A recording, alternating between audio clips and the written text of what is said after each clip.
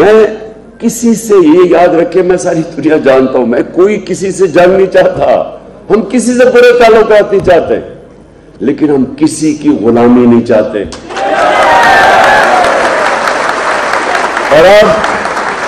और अब आपको पता चलना चाहिए कि गुलामी की आपको कितनी बड़ी कीमत उठानी पड़ी। पहले एक बात भी नहीं, अभी नहीं।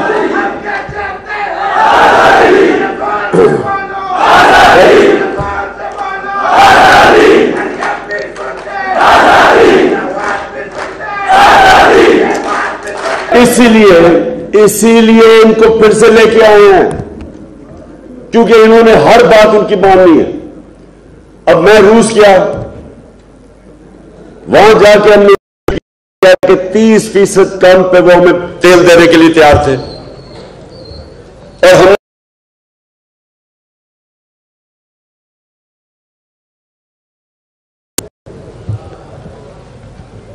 हिंदुस्तान ने स्ट्रेटेजिक एलाय है, अमेरिका का स्ट्रेटेजिक एलाय है, क्वाड का हिस्सा है।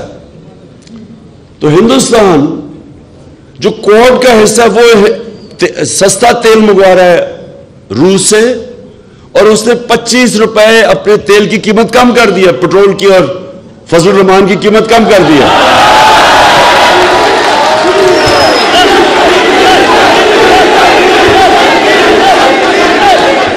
और हमने 30 रुपए डीजल और फजल की कीमत ऊपर कर दी है। अब खुद सोचे, ये है एक कौम को गुलामी का नुकसान।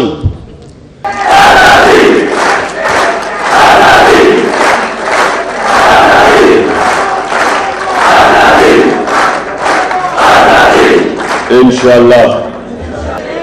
तो ये मैं अब इधर से मैं आप सबके सामने इसलिए ये कहता हूं कि मैंने तो दुनिया देखी हुई है, मैं जो इंग्लैंड ब्रिटिश सिस्टम सारा देखा हुआ है, मैं तो वहां जानता हूं कि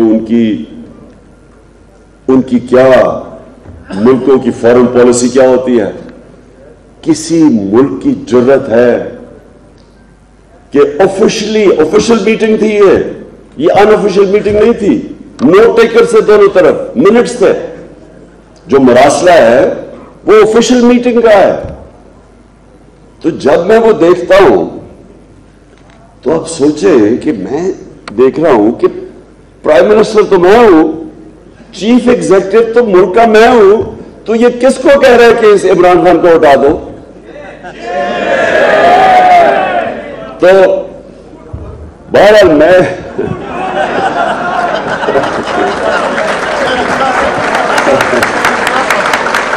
और जब वो ये कहते ना कि अगर आप इसको हटा दोगे तो सब माफ कर दिया जाएगा, तो मुझे इमीडिएटली पता चल गया कि वो माफ किसको करेंगे, चेरी ब्लॉसम को। क्योंकि चेरी ब्लॉसम ने तो वही करना है जो हमेशा ये किया गया है।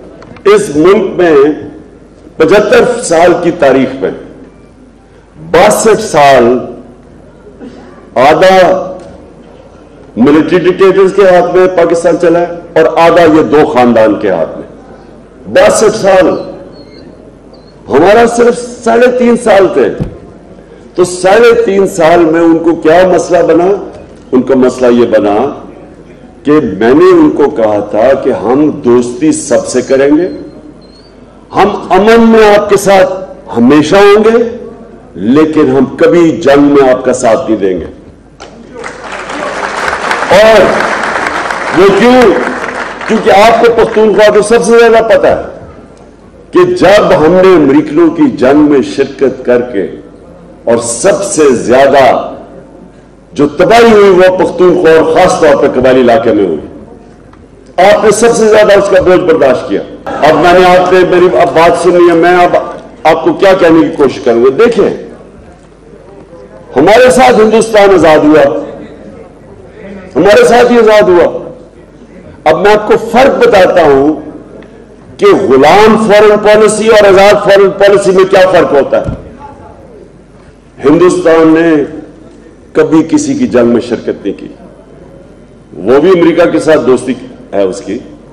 अमेरिका ने हिंदुस्तान को स्ट्रेटेजिक अलाय बनाया हुआ है, लेकिन वो कभी इजाजत देंगे कि अमेरिका जाके हिंदुस्तान में किसी के ऊपर ड्रोन अटैक करे? 400 ड्रोन अटैक किए उन्होंने। ये दोनों खानदान जब इक्तदार में थे, शरीफ और जरदारी, 400 ड्रोन अटैक किए। यहां आप जानते हैं, आपको तो यहां पेशावर में लोग, क्योंकि उनके रिश्तेदारी हैं कबायली इलाके में, पूछे उन बेचारों के ऊपर क्या गुजरी। ड्रोन अटैक जब ऊपर से 7,000 मील दूर से वो जाके बटन दबाता था, कंप्यूटर गेम खेलता था, यहां कोई मरते थे लोग, गांवों के ऊपर बॉम्ब कर रहे हैं। और अभी पता ही भी नहीं है, और यहां से आ जाते थे जी इतने मिलिटेंट, फॉरेन मिलिटेंट मर गए। किसी ने कोई तहकीकात ही नहीं की, किसी ने कभी चेक किया। वो जब ड्रोन अटैक, मैंने तो तस्वीरें देखी हुई हैं, गोश्त के टुकड़े दीवारों पर लगे हुए होते थे, पता कैसे चला कौन मरा नीचे। गांवों के ऊपर अटैक कर रहे हैं, शादियों पे अटैक कर रहे हैं, जनाजों पे अटैक कर रहे हैं। एक बाजार के मदरसे में अटैक किया, 62 बच्चे मर गए। तो यहां कोई ऊपर बैठे हुए हुक्मरान, एक मुंह से आवाज नहीं निकली कि ये सारे, और आप वकील हैं, सारे इंटरनेशनल ह्यूमैनिटेरियन लॉज की खिलाफ वर्जी है। ये कोई दुनिया के अंदर कानून इजाजत नहीं देता कि जज, जूरी और एग्जीक्यूशन बन जाए। कोई कौन सा कानून इजाजत देता है कि मैं फैसला करूं कि जी ये दहशतगर्द है और मैं उसे मार दूं? मैंने कई दफा बोला, मैंने कहा मुझे ये बताओ, हमारा सबसे बड़ा दहशतगर्द जिसने हजारों लोगों को कत्ल करवाया है, वो अल्ताफ हुसैन लंदन में बैठा है।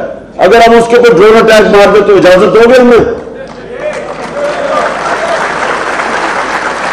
और अगर तो आप यही कहेंगे ना कि नहीं जी हमारी अदालत में जाओ और साबित करो वो दहशतगर्द है, तो मैं कहा हम, वो अंग्रेजी का फ्रेज है कि are we children of a lesser God?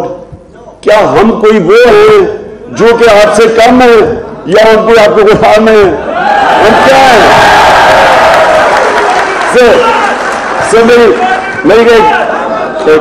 सुने जरा, ये बड़ा इंपॉर्टेंट है, क्योंकि मैं चाह रहा हूं इसके बाद कि मेरी वुकला कम्युनिटी खड़ी हो मेरे साथ। और इसलिए देखिए मेरी बात सुने। अब आपको मैं बताता हूं कि एक तो ये कि अब अभी नहीं मैं खत्म कर लूं। देखिए सुने मेरी बात, ये जरूरी है आपके लिए, क्योंकि मैं खास आपको पैगाम देने आया हूं, और फिर जो मैं अपना अगला लाइव मिला उसकी तैयारी आपको करवाने आया हूं। देखें, एक तो जंग में 80,000 लोग बर्बाद बैठे, कबायली इलाका तबाह हो गया, $100 अरब से ऊपर इस कौम का पैसा चला गया, इन्वेस्टर्स नहीं आते थे, रुपया हमारा आधा हो गया। यानी रुपए जो इसी दौर में हमारी करेंसी आधी हो गई, उसकी कीमत उसका वैल्यू आधा हो गया। किसी ने हमें शुक्रिया नहीं किया, क्योंकि ऊपर गुलाम बैठे हुए थे, वो पहले गिरे हुए थे पैरों में। किसी ने प्रोटेस्ट नहीं किया, मैं अकेला, आपको याद होगा मैंने धरने दिए, मैंने नेटो का सप्लाई ब्लॉक किया ड्रोन्स के ऊपर, मैंने वजीरिस्तान मार्च की। एक दफा इन दो गुलामों से, ये जो पैसे के गुलाम हैं, इन्होंने एक दफा इसके खिलाफ बात नहीं की। इसीलिए इनको फिर से लेके आए हैं, क्योंकि इन्होंने हर बात उनकी माननी है। अब मैं रूस गया, वहां जाके हमने किया कि 30% कम पे वो हमें तेल देने के लिए तैयार थे, और हम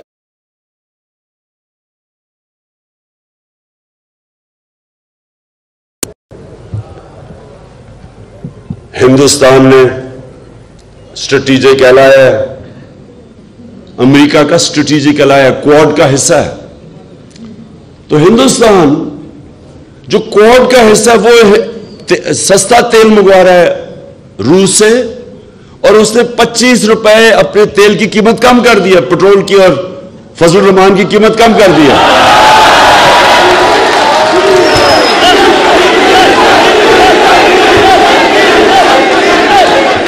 और हमने 30 रुपए डीजल और फजल की कीमत ऊपर कर दी है। अब खुद सोचे, ये है एक कौम को गुलामी का नुकसान।